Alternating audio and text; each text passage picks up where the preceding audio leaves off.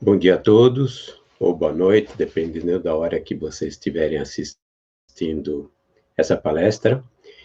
Nesse domingo, teríamos, dia 7 agora, nós teríamos uma palestra presencial no Núcleo Espírita Redenção, a de Perdizes, em São Paulo, né? O tema era Fisiologia das Curas Espirituais, uma abordagem técnico-científica. E justamente em função da pandemia, que não nos permite nos reunir, nós tomamos a decisão de fazer uma live com o tema. O tema em si é um tema muito complexo, muito comprido, ele, na verdade, levaria muito tempo para ser desenvolvido.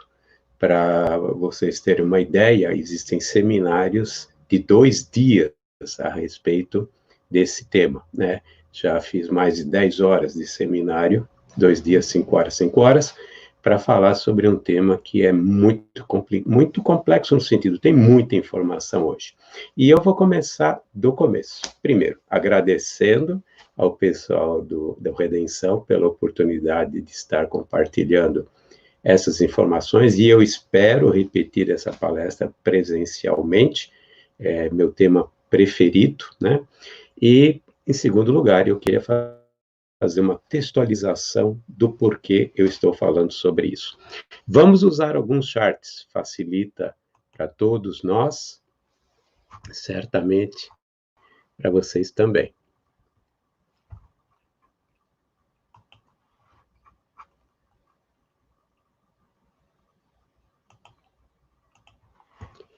Eu vou aumentar um pouquinho, para vocês terem uma ideia.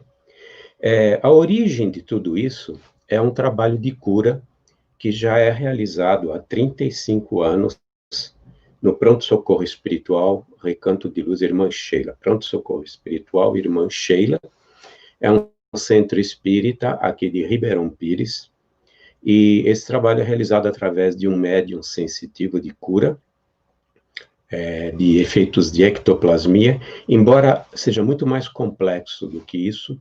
Dizemos que apenas tem efeitos de ectoplasmia, na realidade, reduzir o trabalho que é realizado pela espiritualidade através da mediunidade do Edson Barbosa de Souza.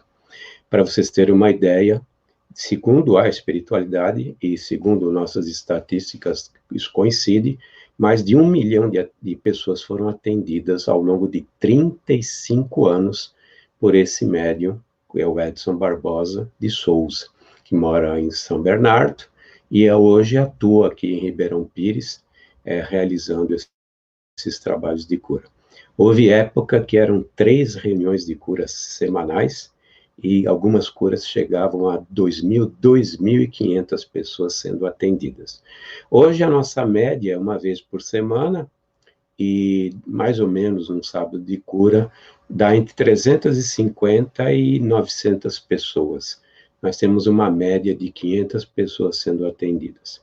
Tudo que eu falar a respeito desse trabalho não é exclusividade, nem desse médium e nem do Recanto de Luz Irmã Sheila. Na realidade, em função das palestras que eu tenho ministrado, os seminários também que eu tenho feito pelo Brasil afora, eu percebo dezenas e dezenas de centros espíritas que trabalham hoje com cura e cirurgia espiritual, e o que eu comentar sobre o Recanto de Luz, que eu tenho mais detalhes, é o que eu também constato em outras entidades, né? Um trabalho onde ocorre, quando ele ocorre de forma muito séria, a gente repete lá o que eu vou falar sobre o Recanto de Luz Irmã Sheila. Bom, mas voltando à origem de tudo isso. Em 2011, eu fui solicitado pelo nosso benfeitor espiritual, o responsável espiritual por todas as atividades de cura no Recanto de Luz Irmã Sheila, responsável pela instituição, a escrever um livro.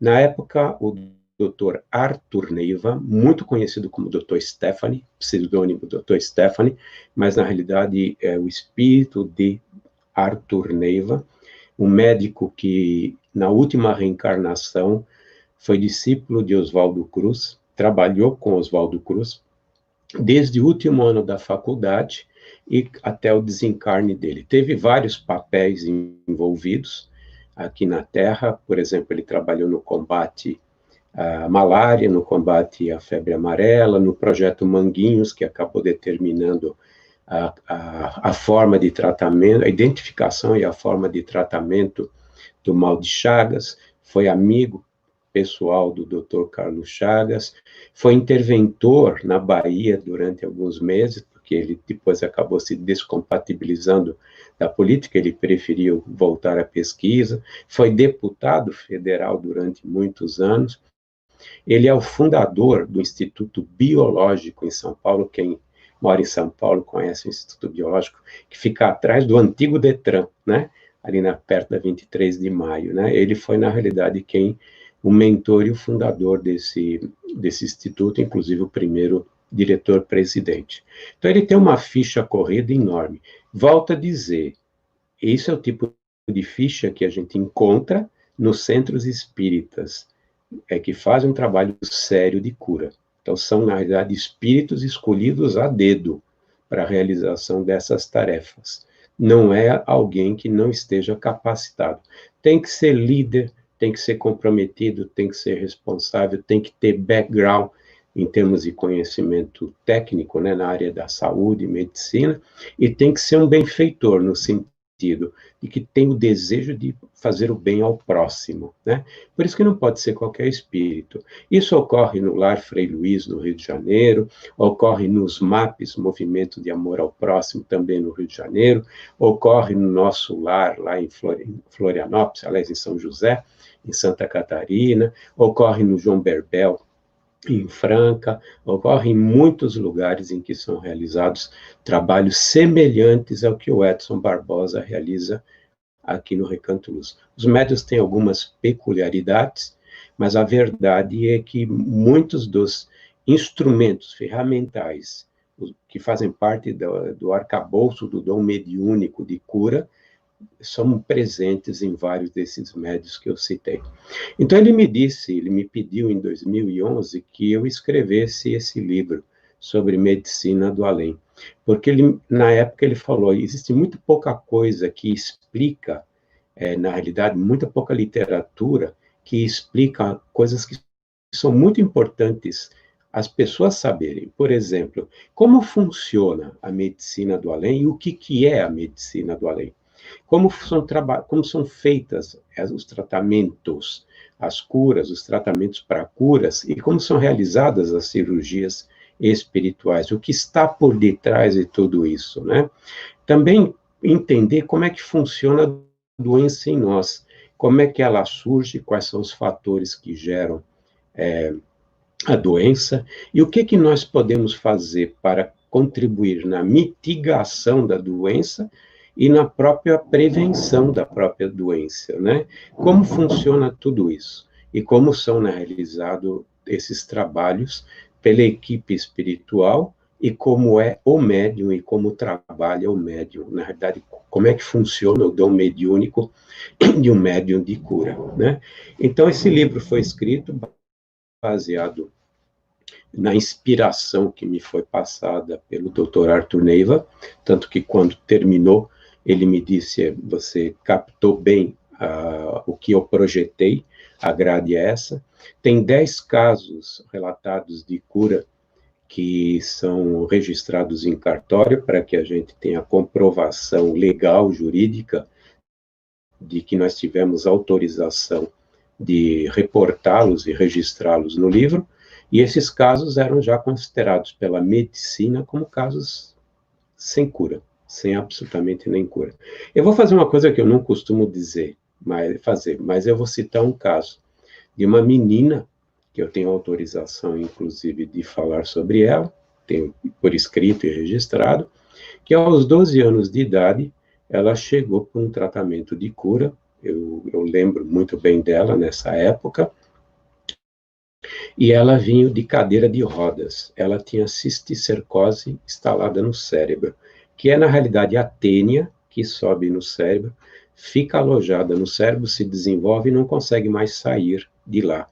Isso é como se fosse um tumor benigno, mas que mata, porque vai se desenvolvendo, é alimentada pelo fluxo sanguíneo, pela corrente sanguínea, vai se desenvolvendo, até o momento em que ela pressiona os centros motores, e ela já não andava, já tinha dificuldade para falar, e com relação à movimentação dos próprios braços. Os médicos não queriam fazer a cirurgia porque era de altíssimo risco pela localização dessa tênia, ou seja, da cisticercose.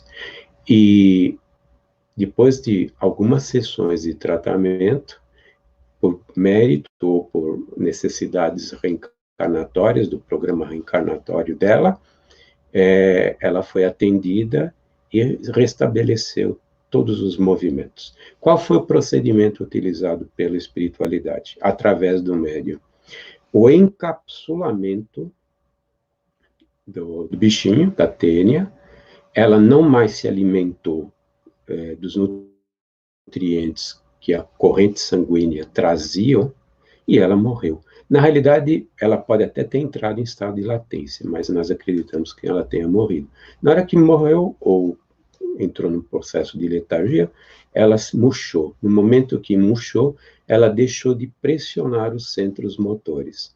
Essa moça, hoje, tem mais de 24 anos, tem toda a situação física normal.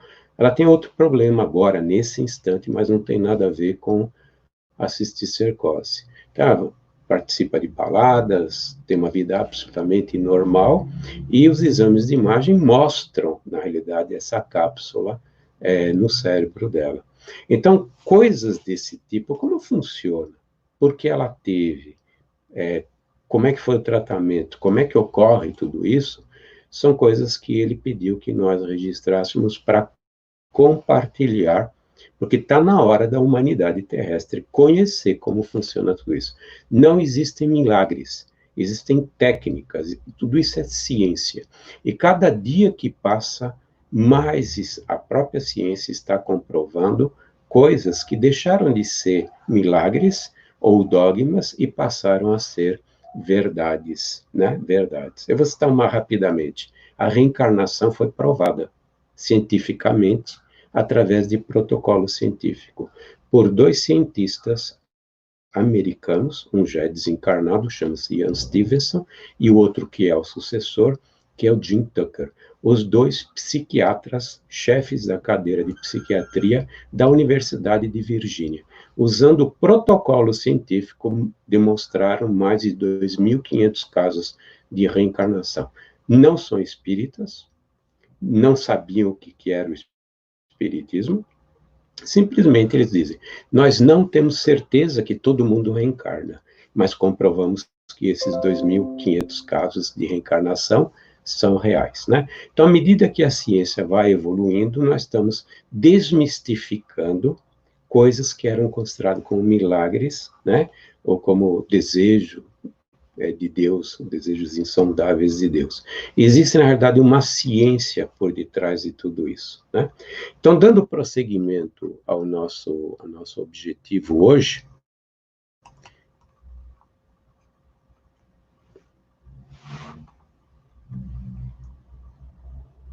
como eu citei para vocês, a minha ideia é falar um pouco sobre esses espíritos atuando na cura.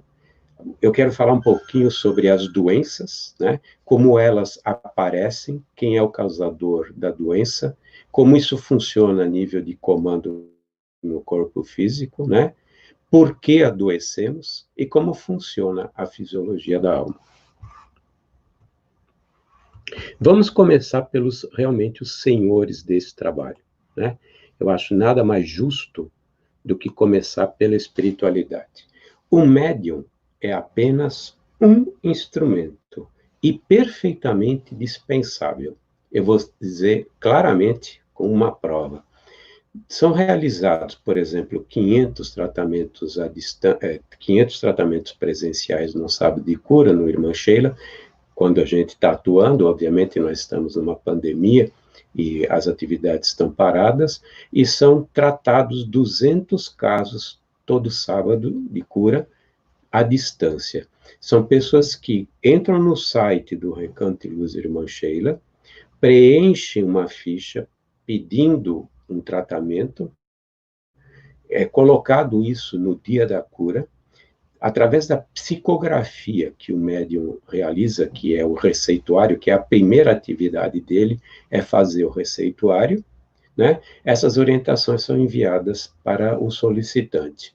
E nas noites aprazadas, que a espiritualidade estabelece, o tratamento é feito à distância em casa, ou seja, é feito na casa do atendido, de quem vai ser atendido. São 3 noites, 4 noites, 5 noites, depende de cada caso, depende da espiritualidade. Não está o médium presente. E ocorre, o resultado, estatisticamente falando, é exatamente igual a de um tratamento presencial. O tratamento presencial facilita, na realidade, o trabalho de cura, porque os instrumentais, os equipamentos que se encontram presentes na instituição, obviamente que são mais difíceis de serem transportados até a casa do indivíduo. Mas o indivíduo, em desdobramento noturno, pode ser levado a um hospital, né? Por exemplo, no Recanto de Luz Irmã Sheila, existe um hospital espiritual com 3.000 leitos. Então, para cada 500 pessoas que estão sendo atendidas no sábado de cura, tem 3.000, e essa relação de 4 a 6 para 1, eu verifiquei em outros centros espíritas, por exemplo, no MAP, no Movimento Amor ao Próximo, que são 14 ou 15 centros, um deles fica inclusive em Caraguatatuba, que trabalha com cura, né? E a relação mais ou menos é essa, 4 desencarnados para 1 encarnado, sendo atendidos simultaneamente. Então, em desdobramento, eles podem ser levados para um posto de saúde, para um pronto-socorro, para um hospital, ou um complexo hospitalar. No Frei Luís, no Rio de Janeiro, existe um complexo hospitalar no lado espiritual, e são tratados lá. Então, o médium é um instrumento que facilita o trabalho, obviamente, e, acima de tudo, ele é uma pessoa em processo de redenção. Nós temos 2 maneiras de apagar a multidão dos nossos pecados. Pedro disse lá na primeira carta, capítulo 4, o amor apaga a multidão dos pecados. Que, por sinal, é uma frase que está no Antigo Testamento, que diz, o amor apaga todas as transgressões, que está em Provérbios, né? Então, quando, por algum motivo, nós recebemos a bênção de Deus de resgatar os nossos erros, as nossas faltas pela via do amor, podemos receber o dom mediúnico para a realização de uma tarefa, como, por exemplo, a de cura. Tarefas existem inúmeras. A divulgação como palestrante, o passista, o médium de sustentação numa mesa mediúnica, né? Quem faz orientação espiritual. Então, na realidade, o que nós temos encarnado aqui na Terra é uma quantidade muito maior de pessoas em processo de redenção do que missionários. Aliás, os missionários são, na realidade, tão escassos que o último que eu tive conhecimento foi em 2002, que ele desencarnou. Mais ou menos nessa época, 30 de junho, não sei se vocês lembram, né? Pois eu não vi mais missionários. Na verdade, todo mundo tem suas falhas e estão em processo de redenção. Então, a espiritualidade abraça os médiuns para que eles possam realizar um trabalho em benefício do próximo, mas a espiritualidade não precisa dos médiuns, não precisa mesmo. E eu vou dar um ponto racional. Eu sou engenheiro, então eu uso da razão, né? Gosto de usar a razão. Vamos imaginar quantas pessoas acreditam nos espíritos acordados, atuantes, né? Por aí. Os espiritualistas. Praticamente mais ninguém. Então, existem bilhões e bilhões de pessoas aqui na Terra que não são espíritas, não são espiritualistas. Vamos imaginar 1,5 bilhão de muçulmanos e 2 bilhões de cristãos. Já são 3,5 bilhões que não acreditam nos espíritos atuando junto a nós, né?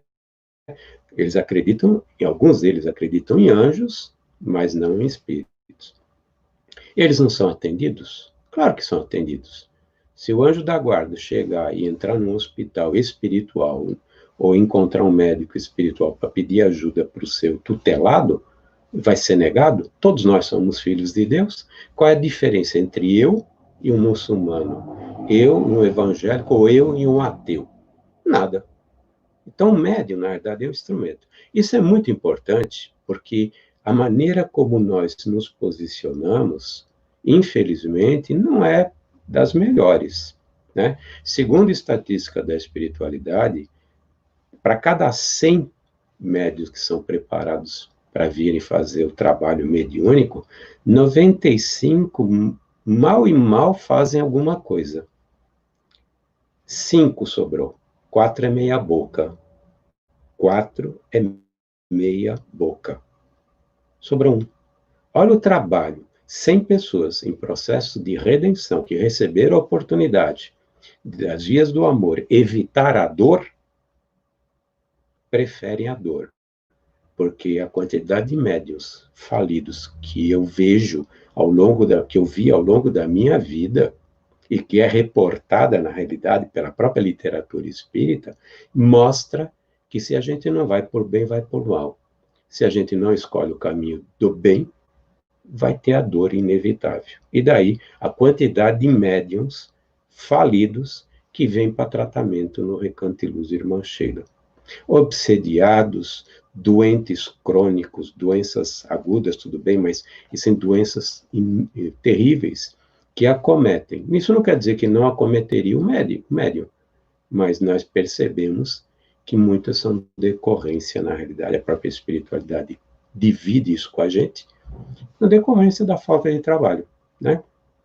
Nós sabemos o passista que não usa das suas energias, o que acontece com ele mesmo, né, em termos de desequilíbrios, né? Então, na realidade, voltamos ao papel principal. O papel principal é desses senhores aqui, espíritos desse nível aqui, que são responsáveis pelos trabalhos de cura. No caso específico do Recanto de Luz, Irmã Sheila, nós estamos ligados à Irmã Sheila, venerando a Irmã Sheila, conhecida como, no passado como Santa Joana de Chantal, é a reencarnação que nós temos dela, né?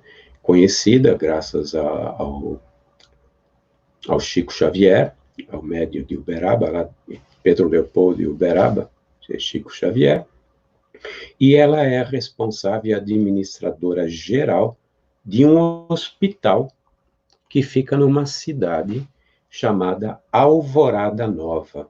É uma cidade espiritual conhecida graças a um trabalho do Karbar Schutel, a figura à direita, na minha direita, né? Junto ao Bel Glasser, ao grande trabalhador espírita, ao Bel Glasser, que escreveu um livro chamado Alvorada Nova, que, aliás, é uma descrição fantástica de uma cidade espiritual, né?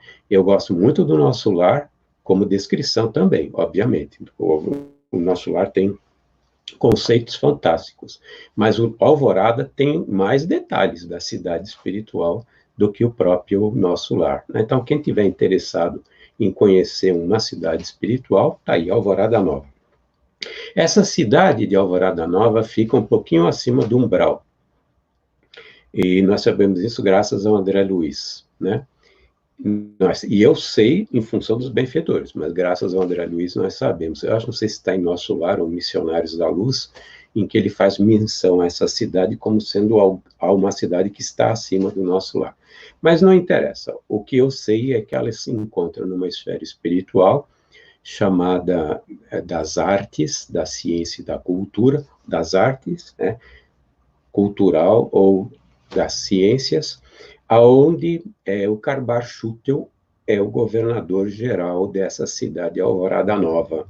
Essa cidade, ela é conhecida também graças ao Karbar, porque existem outros livros que foram publicados sob coordenação do Carbar, que falam de postos avançados, falam da Guerra do Além, como é que foi a participação dessa cidade durante a Primeira Guerra Mundial, para evitar, na realidade, um mal maior, né? E como eles ajudaram no processo de resgates. Então, nessa cidade, a Sheila, ela é administradora de um hospital.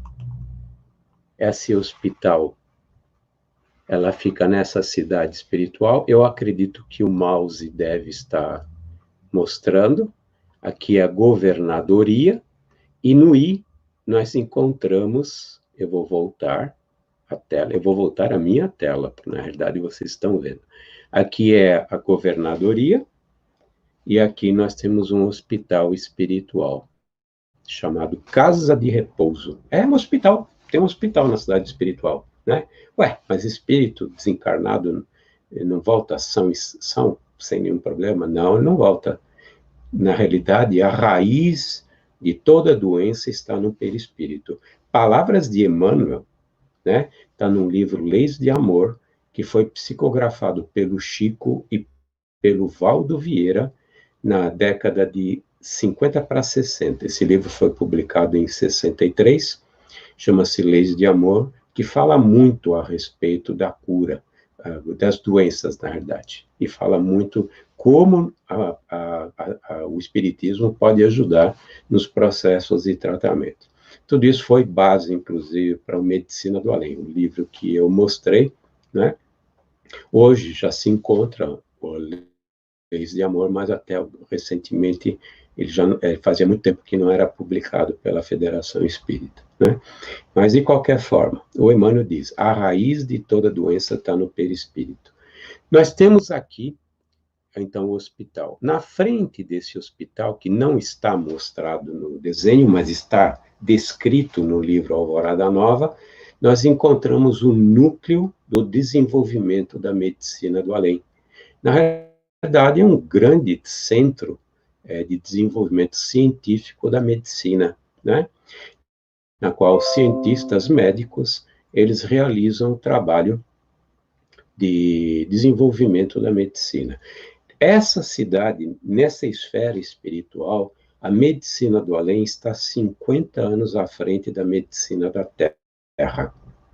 Mas existem hospitais em uma esfera superior, que é da União Fraternal, né, onde se encontra o espírito de Asclépio, descrito por André Luiz, em que ele só reencarna em missão a cada 700 anos, né, uma esfera acima das artes e da cultura e da ciência, da União Fraterna, União Fraternal, o Amor Fraterno, alguma coisa assim, não lembro exatamente o nome, em que a medicina se encontra 200 anos à nossa frente. Por que, então, na Terra não temos essa medicina? Principalmente de Alvorada Nova, que está razoavelmente perto, né? Nosso lar fica na altura da ionosfera, a uns 30 quilômetros de altura, provavelmente a Alvorada Nova fica a 40, sei lá. Estou fazendo uma comparação baseada naquilo que nós lemos, inclusive, em André Luiz, né? A respeito de se encontrar nessa região da ionosfera terrestre.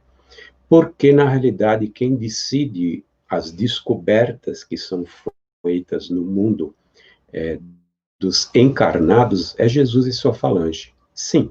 Vou dar um exemplo. Eu já sei que existe a medicina do câncer, remédio do câncer, há pelo menos, do meu conhecimento, há pelo menos 12 anos. Por que nós não temos o remédio do câncer? Porque Jesus não autorizou que ele seja descoberto, entre aspas, ou seja, que alguém, médico, venha para a Terra, reencarne, e que por inspiração, ou por ajuda no esforço próprio de pesquisa, ou por intuição, receba essa informação do qual é o remédio. Porque o câncer faz parte do nosso programa reencarnatório. Presentemente, no mundo que estamos, que nos encontramos, o mundo terrestre, o câncer é uma doença necessária para a nossa evolução. Assim como foi a tuberculose no passado, a malária, a febre amarela e assim por diante. No momento que não era mais necessária, foram descobertos os remédios ou os procedimentos para que ela fosse debelada e controlada. Nesse momento, Jesus não autorizou que o remédio do câncer fosse descoberto, entre aspas, aqui na Terra. Já existe no mundo espiritual. Porém, algumas pessoas que, por necessidades reencarnatórias, ou por mérito pessoal, ou porque alguém da família tem um mérito pessoal para que o parente se cure, recebe o remédio. Recebe numa aguinha fluidificada, né? Muita gente acha que a aguinha fluidificada é apenas água magnetizada. Não. Na água são colocados remédios. Tanto que muitas pessoas tomam água e relatam gostos, como, por exemplo, da Novalgina, como, por exemplo, o gosto muito amargo. Nós temos uma amiga que já desencarnou, e ela dizia que teve uma vez que a água estava tão amarga que ela não conseguiu tomar. E o benfeitor espiritual disse para ela: não, você tem que tomar essa água. Está amarga sim, porque tem o remédio, mas você tem que tomar. Como é que acontece esse pozinho de pirilim-pim-pim que é colocado na água? Na verdade, não tem pozinho de pirilim-pim-pim, coisa nenhuma, né? Novalgina, eu citei de propósito. Nós sabemos que a Novalgina pode ser extraída de uma planta que tem esse nome popular, Novalgina. Tem um nome latim, eu não lembro. Existe uma outra planta que nós chamamos a planta do atroverã, também tem um nome latim, né? Mas eu não lembro também, mas que ela é conhecida popularmente como atroverã.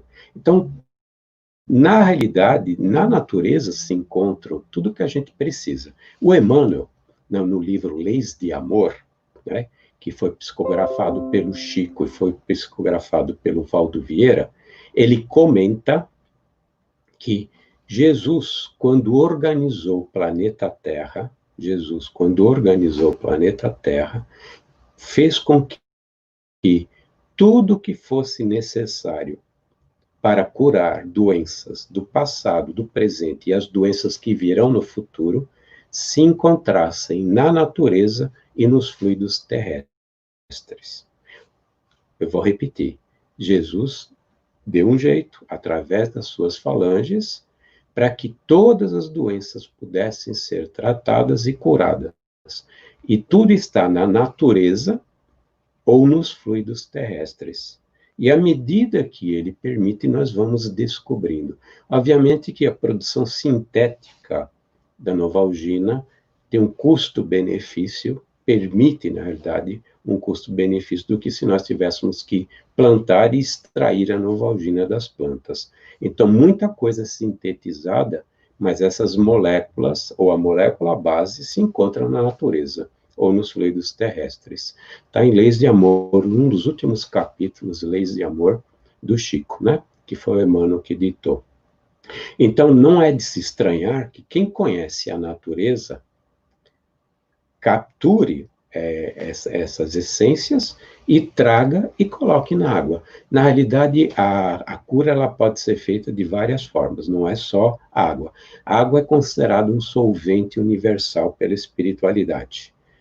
Ela diz, inclusive, que ou a água ou o vidro, mas o vidro é sólido, não dá para ser utilizado, né? Então, a água é utilizada como transmissor dessas essências, mas ela pode ser inalada pelo doente, por isso que quem está numa UTI, que não tem acesso a poder tomar água fluidificada, né? Ela, na realidade, é através de inalação que a espiritualidade promove, na realidade, a inoculação, pode ser por injeções, porque, na verdade, existem seringas no mundo espiritual também, não são iguais às nossas, mas são feitas injeções. Muita gente percebe as picadas no Recanto de Luz Irmã Sheila, às vezes até fica marquinha, né? Assim como as cirurgias, pode ser colocada no perispírito, né? Introduzida no perispírito. Existem muitas formas de introdução desses remédios. A água é o meio mais preferido, obviamente. Tanto que nos tratamentos, toda sexta-feira, as pessoas que estão em tratamento no Sheila colocam água para ser fluidificada à noite e receber o remédio da semana. E vai tomando o remédio durante a semana toda. Na semana seguinte, na sexta-feira, vai trocar a água, vai ser novamente receber uma visita da espiritualidade. A espiritualidade vai colocar fluidos, vai colocar remédios, essências nessa água, e a pessoa, durante todo o tratamento, ingerirá água até o dia da alta. Então, um processo, um procedimento, né? E eu não falei das cirurgias, hoje eu falei um pouco a respeito desses remédios, né? Porque eu estou falando de ciência. Não dá para transportar essas essências? Ué, nós temos mediunidade de transporte, como é que não é possível um espírito trazer essências? E coloca aqui, a Sheila, a irmã Sheila, deu de presente para um amigo do Ranieri, em Uberaba, uma concha que ela transportou do mar até Uberaba. Esse é um caso famoso relatado pelo Rafael Ranieri, em Materializações Luminosas. Ela simplesmente trouxe uma ostra, era uma concha, tanto que quando ela depositou na mesa, ela surgiu na mesa lá em Uberaba, tinha areia molhada com água do mar, né? Imagina se Uberaba ia ter uma concha, né? Então, eles não podem transportar? Sim, podem transportar muito bem remédios, essências, fluidos, inclusive fluidos do mundo espiritual. Eu não citei, mas existem coisas que são preparadas nos laboratórios farmacêuticos, entre aspas, do mundo espiritual, e são trazidos. Assim como o remédio, por exemplo, do câncer, né? Eu citei um caso da cisticercose, mas nós tivemos outros casos. Tratamento de cura e cirurgia não quer dizer que vai ter cura, né? Nós temos um índice de resultado no Brasil, nesses centros espíritas, que é 2 vezes melhor do que a medicina da Terra. Por exemplo, se a recuperação ou a melhora de um paciente em um estado muito crônico na medicina da Terra está no índice de 12%, 13%, no tratamento espiritual é o dobro. Mas quem faz tratamento não significa que vai ser curado. E também não é uma questão de karma, né? Todo mundo acha, não tem mérito para ser curado. Não, existem necessidades reencarnatórias. 50% das doenças nem estavam previstas no nosso programa reencarnatório. Nós é que provocamos. Porque elas não seriam curadas para que a gente desse prosseguimento a isso, né? Mas prosseguindo mais um pouco, eu queria mostrar mais um slide do hospital. Vocês estão vendo o hospital, são 8 andares, e nós vamos direto para o centro cirúrgico. Vocês estão vendo agora o centro cirúrgico. O centro cirúrgico é onde são feitas cirurgias no perispírito. O Emmanuel, ele comenta que toda doença começa no perispírito, através de desequilíbrios que são gerados no perispírito. Quando você desencarna com uma doença, a origem foi no perispírito, ela se manifestou no corpo físico. O corpo físico morreu, né? Você desencarna porque o corpo físico morreu por uma série de fatores, né? Mas a doença começou no perispírito. E tendo começado no perispírito, ao desencarnar, nós levamos o perispírito e levamos a doença junto. E quando é necessário a extinção desse mal, são feitos tratamentos no mundo espiritual. Por isso que no Sheila tem um hospital com 3.000 leitos. Você fica imaginando, no Frei Luís, no Rio de Janeiro, o tamanho do complexo hospitalar. Num domingo de cura, são tratados 5.000 encarnados no Frei Luís. 5.000 encarnados. Mais de uma centena de médiuns de cura trabalhando. Você imagina o complexo hospitalar do lado espiritual, né? Então, essas pessoas passam por cirurgias, recomposições, reestruturações dos órgãos do perispírito e assim por diante. Eu também já tinha dito que muitas pessoas encarnadas em desdobramento são levadas a esse hospital e são submetidas a uma cirurgia desse tipo num hospital que, obviamente, está muito mais avançado do que os que nós temos aqui na Terra, a despeito do avanço tecnológico da nossa medicina. O que nós temos na Terra é fantástico. Se a gente for fazer uma comparação com 50 anos atrás, é fantástico o que nós temos. Mas nós estamos aqui na Terra muito longe de ter, na realidade, as facilidades que existem no mundo espiritual. Aqui tem salas, aqui não dá para ver que são pequenos, né, mas tem salas onde tem instrumentos, laboratórios, equipamentos que são utilizados nas 4 salas de cirurgia. Onde é que tem o A? São as 4 salas cirúrgicas do mundo. São feitas cirurgias no perispírito, com bisturis avançados, obviamente, aonde se trabalha na matéria, porque o perispírito é uma matéria, e é por isso que eu já vou para outro slide, na qual eu tenho desejo de falar com vocês um pouco, né? Nós sabemos que o corpo, que o espírito, né, ou seja, o ser humano, quando ele reencarna, ele tem, na realidade, o espírito, que é essa estrela, essa luz enorme, né, essa flama, está colocada aqui dessa forma, não significa que seja assim, né? Nós temos o corpo físico, esse que vocês estão me vendo, e tem o perispírito. O corpo espiritual, segundo o Emmanuel e segundo o André Luiz, é o MOB, modelo organizador biológico do corpo físico. Se eu tenho esse corpo aqui, existem fatores genéticos para ser dessa forma, mas quem controla todo o trabalho do corpo, sendo o molde do corpo para os restabelecimentos, os reequilíbrios ou desajustes, é o corpo espiritual, né? E nós sabemos que o molde do corpo espiritual é o corpo mental. O corpo mental, que quando nós estamos encarnados, fica na altura aqui do cérebro, né? Na altura onde é que, inclusive, fica a consciência, o corpo mental é a sede da consciência, é onde está a mente, né? Essa mente, na verdade, é o nosso grande HD. Nós não sabemos se a mente é o próprio espírito ou se a mente é um atributo do espírito.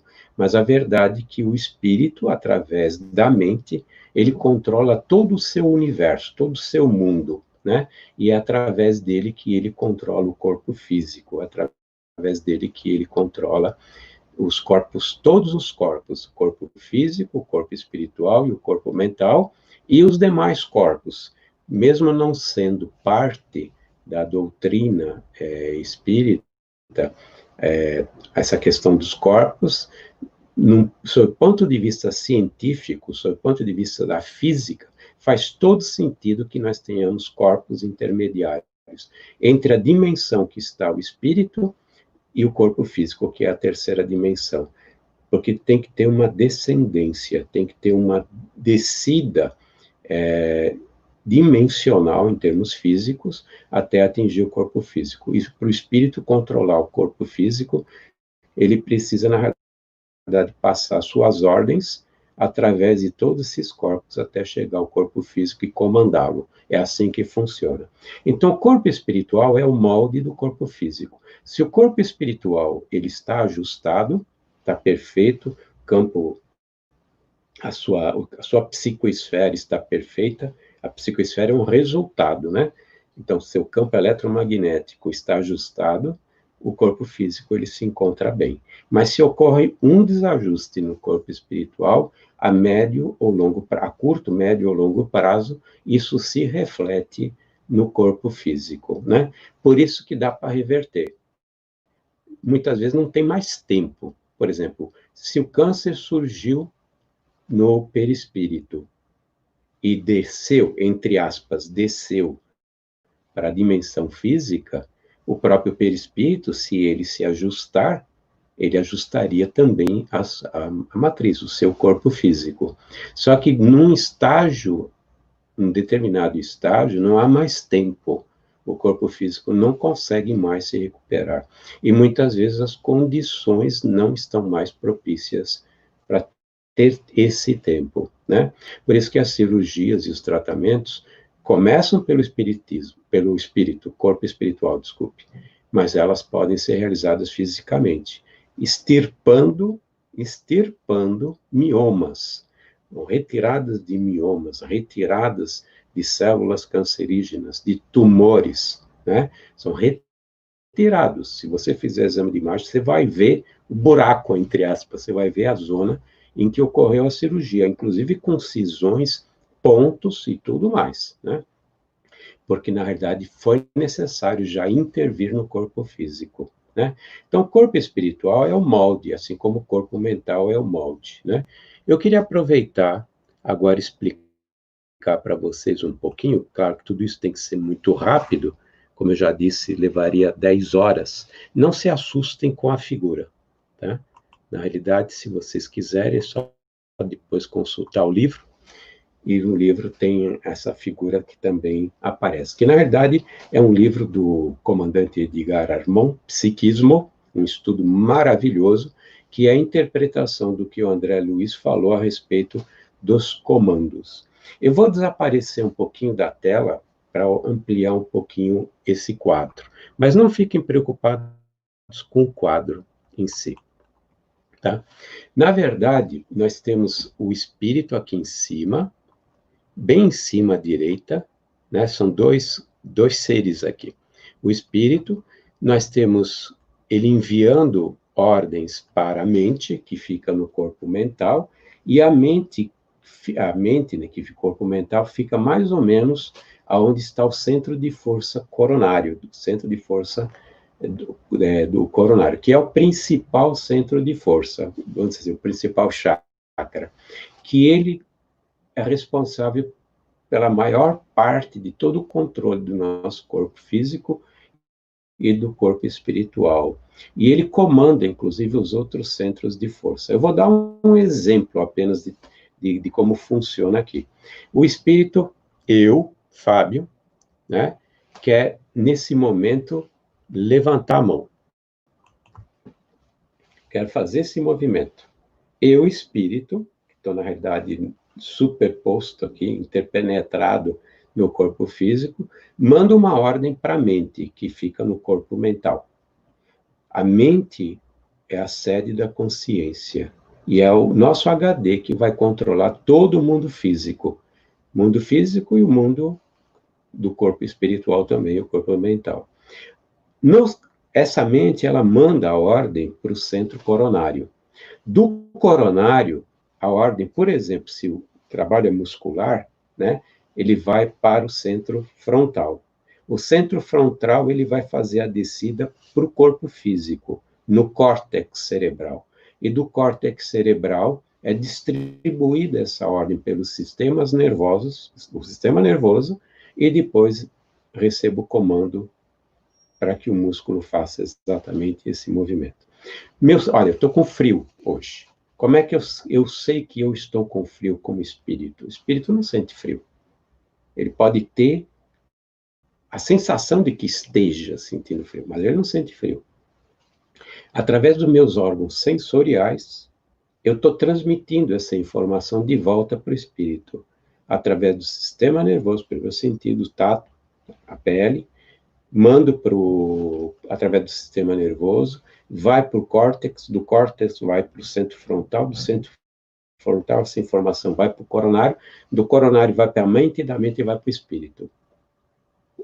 É assim que nós controlamos o corpo, né? Bom, passa pela mente. No momento em que passou pela mente,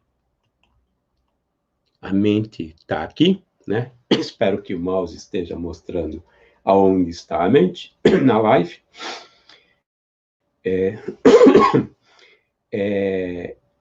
E se houver uma falha? Vamos imaginar no computador. O que acontece com o notebook? O meu pifou faz 2 semanas, eu tive que trocar, certo? Se ocorre um problema na mente, ela está perturbada. Obviamente que os comandos que ela enviará para frente, ou as informações que ela recebe e tem que mandar para o espírito, ficarão, na realidade, conturbados.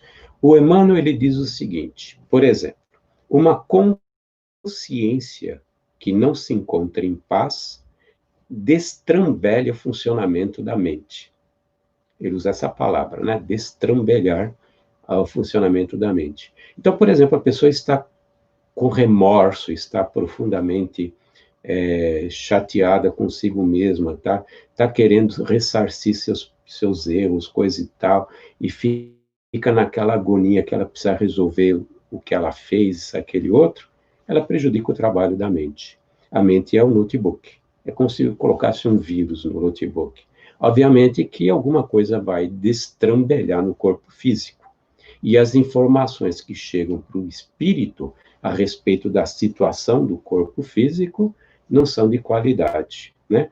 Então, esse é um dos motivos pelas quais a gente adoece, uma consciência que não está em paz. Joana de Ângeles, ela diz que a maior parte das depressões patológicas, as depressões severas, desculpe, e patológicas, não é estado depressivo, estou falando de doença, depressão severa ou depressão patológica, são provocadas por estados conscienciais desequilibrados.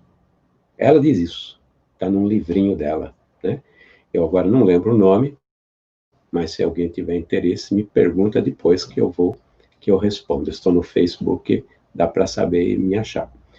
E nesse livro, ela diz o seguinte, que a maior parte são pessoas que tiveram erros muito graves no passado e trazem nessa reencarnação um programa reencarnatório para reequilibrar-se, reharmonizar-se com o mundo, com as leis divinas. Mas renteia, ela não vai e faz o trabalho que tinha que fazer.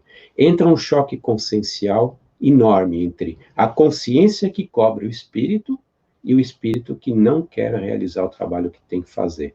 Esse choque acaba gerando transtornos de ordem mental, como é o exemplo do transtorno de humor, conhecido como depressão.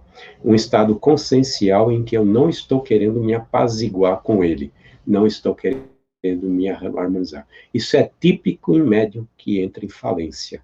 É médium que não exercita a sua mediunidade de resgate. O choque entre a consciência e ele é gravíssimo, né? Mas prosseguindo, outras coisas que atrapalham. Quando eu estou nervoso, eu consigo trabalhar direito no notebook? Obviamente que não. Quando o meu estado emocional é perturbado, ou eu, em termos de pensamento, estou perturbado, estou agoniado, isso, aquele outro, meu notebook não funciona direito. Isso são outras situações que acabam provocando o trabalho, prejuízo no trabalho da mente. E a mente não controla mais o perispírito, não mantém o perispírito de forma ajustada, reequilibrada, que na realidade é o espírito que controla todo esse universo, e se o perispírito se desajusta, o corpo físico acaba se desajustando a curto, médio ou longo prazo. Dá para reverter? Dá, mas é necessário fazer o quê? Uma boa reforma íntima, um trabalho de base a respeito do que nós somos, de autoconhecimento, né? Para que nós possamos ter pensamentos mais saudáveis, controlar melhor, gerenciar, eu diria, gerenciar melhor nossos pensamentos, nossas emoções, nossos sentimentos e realmente realizar a tarefa que nós temos que realizar, para a qual viemos aqui, para que nossa consciência não nos cobre, né? A riqueza de todos esses detalhes que nós recebemos através do André Luiz, de Emmanuel, dos trabalhos de 35 anos no Recanto de Luz Irmã Sheila, são, eu diria, inesgotáveis, né? Eu lamento se eu não conseguir em uma hora passar pelo menos o cerne daquilo que eu queria, mas se ler um livro, e aliás vou estar ajudando Sheila, porque o livro, as vendas dos nossos livros revertem na realidade para auxiliar a divulgação do Espiritismo e reverte para o Recanto de Luz Irmã Sheila. Medicina do Além, eu vou até mostrar de novo, muitas vezes eu esqueço de mostrar e depois me fico, Fábio, qual era o livro mesmo? Esse livro aqui, que vocês podem encontrar nas distribuidoras espíritas, praticamente todas as distribuidoras espíritas hoje, e também pode encontrar no site da editora Dionísio, que é quem publicou esse livro, e mais outros livros que nós publicamos com o mesmo objetivo, que era poder ajudar na divulgação espírita. Muito obrigado, espero ter sido útil, tê-lo servido, e fiquem com Deus.